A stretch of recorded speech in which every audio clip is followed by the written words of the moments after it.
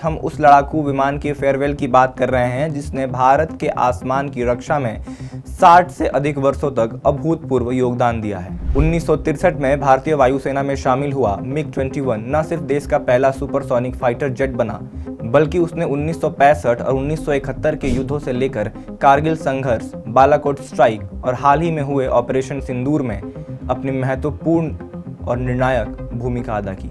इसकी रिटायरमेंट से भारत की जंगी ताकत पर बड़ा असर देखने को मिलेगा। MiG-21 के साथ जैगुआर जैसे अन्य पुराने जेट भी अगले कुछ वर्षों में रिटायर होने जा रहे हैं, जिससे भारतीय वायुसेना की लड़ाकू ताकत में भारी कमी आएगी।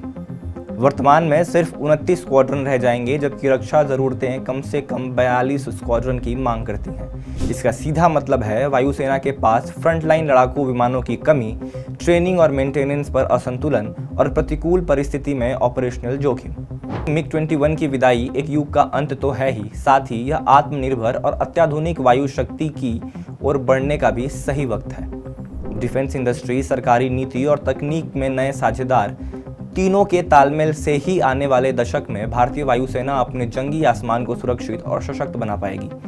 भारत की रक्षा तैयारियों के लिए यह संक्रमण काल जितना चुनौतीपूर्ण है, उतना ही महत्वपूर्ण भी। इसे सफल बनाने का जिम्मा अब नीतिगत सूझबूझ और पूरी सिस्टम की साझी जिम्मेदारी पर है।